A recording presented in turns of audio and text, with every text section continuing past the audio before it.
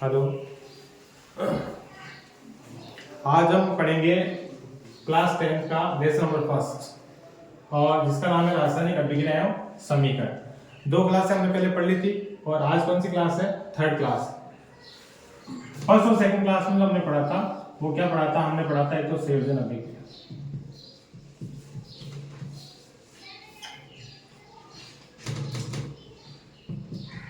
और हमने पढ़ा था सेकंड वियोजन अभिक्रिया।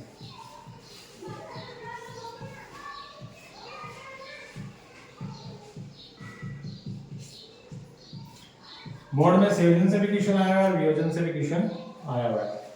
अब हम आज बात करते हैं थर्ड विस्थापन अभिक्रिया।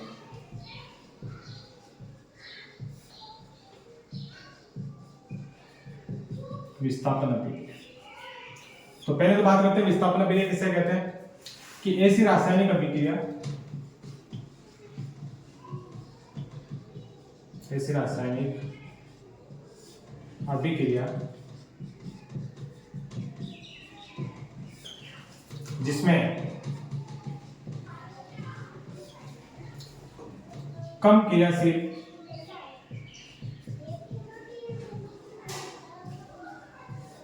परमाणु के स्थान पर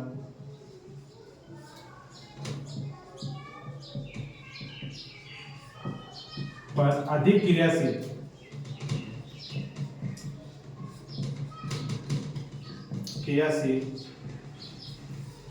परमाणु का आना,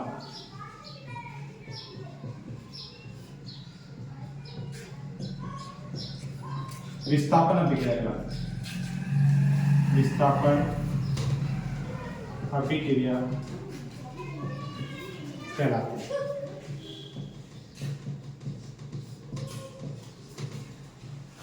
तो विस्थापन की परिभाषा हो गई। अब विस्थापन को हम क्या कहते हैं? डिस्प्लेसमेंट के नाम से भी जानते हैं हम। अब विस्थापन के कौन कौन से उदाहरण हैं, उदाहरण से हम उनको समझेंगे। तो उदाहरण की बात करें हम, फर्स्ट इसका एग्जांपल है कि लोहे की कील को कॉपर सल्फेट के विलयन में डुबोने पर, तो हम बात करते हैं लोहे की कील, तो आयरन Fe और कॉपर सल्फेट हो गया CuSO4। तो आयरन और कॉपर सल्फेट, अब क्या होता है इसमें, ये जो आयरन है, ये आयरन कॉपर से अधिक क्रियाशील है। ये आयरन क्या करेगा? कॉपर को यहां से हटा देगा और कॉपर की जगह क्या आ जाएगा? आयरन, और यहां बना लेगा उत्पाद के रूप में FeSO4 और कॉपर बाहर निकल जाएगा। अब हमें कैसे पता चला कि कॉपर अधिक क्रियाशील है, कॉपर कम क्रियाशील है आयरन से? तो हम देखते हैं यहां पर एक, इसमें थर्ड चैप्टर में पढ़ेंगे सक्रियता श्रेणी। उस श्रेणी में अधिक क्रियाशील, कम क्रियाशील और मध्यम क्रियाशील धातुओं को रखा गया है। वो कौन कौन सी है देखते हैं।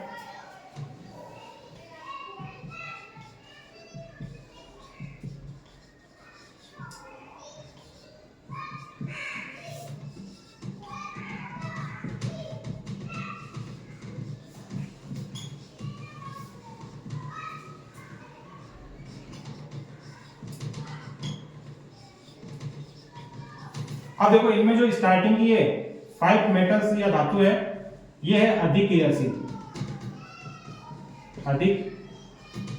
क्रियाशील। और उसके बाद में जो ये है आयरन, जिंक, आयरन और लेड, ये है मध्यम क्रियाशील। और कॉपर से लेकर गोल्ड तक ये है निम्न क्रियाशील।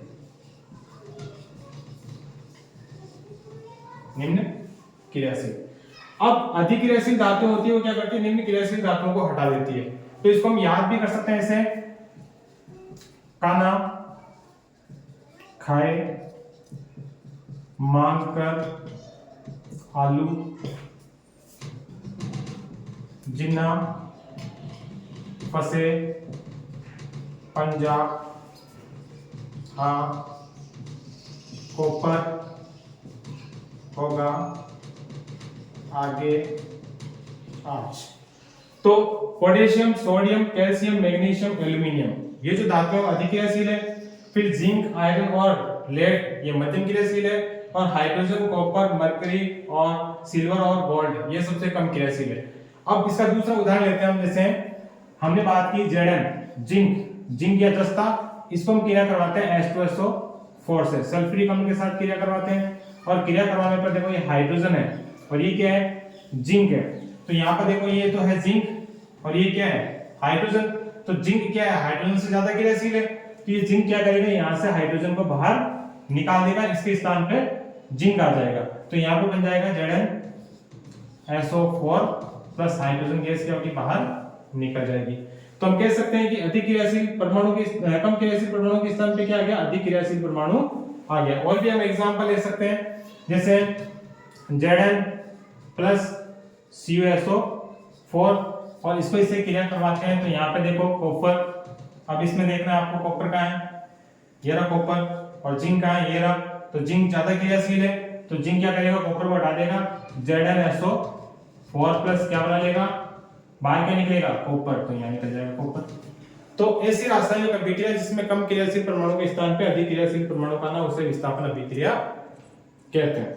अब इसके बाद हम पढ़ेंगे द्विविस्थापन अभिक्रिया।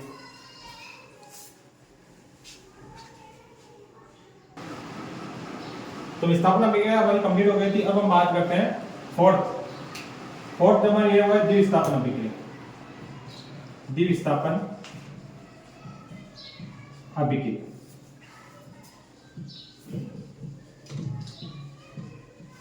द्विविस्थापन अभिक्रिया डबल डिस्प्लेसमेंट इसको बोलते हैं। द्विविस्थापन अभिक्रिया किसे कहते हैं, ऐसी रासायनिक अभिक्रिया, ऐसी रासायनिक अभिक्रिया जिसमें आयनों का आदान प्रदान होता है, उसे द्विविस्थापन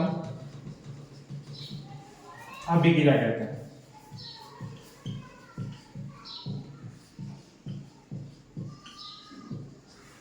अब कैसे आयनों का आदान प्रदान होता है, अभिकारकों में आयनों का आदान प्रदान होता है। तो यहां पर एग्जांपल लेंगे, इसका उदाहरण हम लेंगे, जैसे NaCl सोडियम क्लोराइड, और इसके साथ हमने ले लिया BaSO4। एक और लिख सकते हैं हम इसके साथ, एक ले लिया हमने Al2SO4 कोष्टक 3, इसे बोलते हैं एल्यूमिनियम सल्फेट, एल्यूमिनियम सल्फेट। और इसके साथ ले लिया हमने BaCl2 बेरियम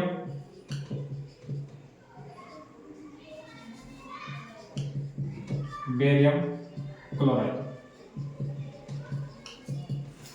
तो यहां पर देखो, इधर इसकी बात करते हैं। तो यहां पे ये क्या है, NaCl। अब यहाँ Na प्लस का है, Cl माइनस का है, यहाँ पर Ba प्लस का है और SO4 माइनस का है। तो ये क्या करेगा, इसका जो है ना माइनस वाला वो इसके पास प्लस वाले के पास आ जाएगा, इसका माइनस वाला इसके पास चला जाएगा। तो आयनों का क्या हो रहा है, आदान प्रदान। तो यहाँ बन जाएगा Na2SO4 और प्लस बन गया BaCl2। अब देखो यहाँ समीकरण संतुलित नहीं है, क्योंकि यहाँ सोडियम कितना है 1, यहाँ सोडियम कितना है 2। तो इसको क्या करेंगे, इक्वल या बराबर करेंगे। तो यहाँ सोडियम 2 है, तो इसके आगे कितने लगा देंगे 2। सोडियम इधर 2 हो गए, इधर भी 2 हो गए। क्लोरीन इधर 2 है, क्योंकि आगे 2 लगा हुआ है, तो यहाँ पर देखो क्लोरीन 2 है। बेरियम यहाँ 1 है, यहाँ पर भी बेरियम 1 है। SO4 यहाँ पर 1 है, यहाँ पे भी SO4 1 है। तो हमें समीकरण को संतुलित भी करना जरूरी है। सेकंड की बात करते हैं, aluminium sulphate plus barium chloride. तो यहाँ पर देखो एल्यूमिनियम होता है प्लस का और बेरियम होता है प्लस का, SO4 माइनस का है और क्लोरीन भी माइनस का है। तो एल्यूमिनियम है वो क्या करेगा, क्लोरीन के साथ कंपाउंड या यौगिक बना लेगा, और सल्फेट है वो किसके साथ, बेरियम के साथ। तो हम बात करते हैं यहाँ पर Cl3, इसे बोलते हैं एल्यूमिनियम क्लोराइड। और सेकंड जो बन गया हुआ है BaSO4, बेरियम सल्फेट। यहाँ पर भी देखो ये समीकरण संतुलित नहीं है, यहाँ पे एल्यूमिनियम कितने हैं 2 और यहाँ पे एल्यूमिनियम कितना है 1, तो यहाँ आगे कितने लगा देंगे 2। जैसे हमने यहाँ 2 लगाए तो एल्यूमिनियम तो 2 हो गए, मगर क्लोरीन कितनी हो गई 6, क्लोरीन कितनी हो गई 6 हो गई, क्योंकि यहाँ पर देखो बाहर 2 लगा हुआ है, इससे मल्टीप्लाई हो जाएगा 2 into 3 6 हो गया, मगर यहाँ क्लोरीन कितने हैं 2 है, तो इसको 6 करने के लिए यहाँ क्या लगा देंगे 3। और जैसे हमने यहाँ 3 लगाया, बेरियम कितना हो गया 3, यहाँ बेरियम कितना है 1, तो यहाँ कितना लगा देंगे 3। तो यहाँ पर एल्यूमिनियम सल्फेट को जब बेरियम क्लोराइड के साथ रिएक्शन करवाते हैं तो एल्यूमिनियम क्लोराइड और बेरियम सल्फेट का निर्माण होता है। तो ये भी किसका एग्जांपल है, द्विविस्थापन अभिक्रिया का। अब हम बात करते हैं पांचवा, जो भी एग्जाम पूछा है वो भी इंपॉर्टेंट है, अवक्षेपण। अवक्षेपण अभिक्रिया। अब अवक्षेपण अभिक्रिया किसे कहते हैं कि ऐसी रासायनिक अभिक्रिया जिसमें बना उत्पाद जल में एक घुलनशील हो या जल में अविलय होता है, उसे अवक्षेप कहते हैं। इस अभिक्रिया को अवक्षेपण कहते हैं। तो बात करते हैं ऐसी रासायनिक अभिक्रिया जिसमें बना उत्पाद जल में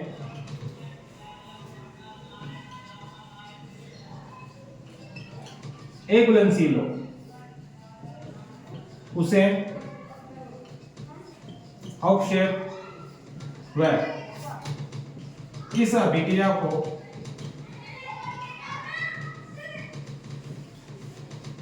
अवक्षेपण अभिक्रिया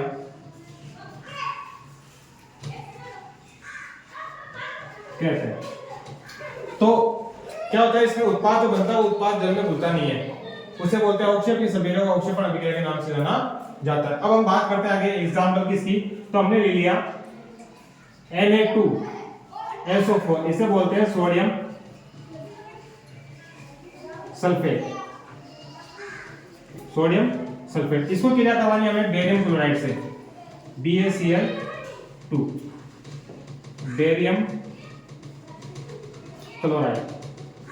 तो देखो सेम एग्जांपल हमने उसमें भी लिया था, यानी है तो द्विविस्थापन अभिक्रिया ही, मगर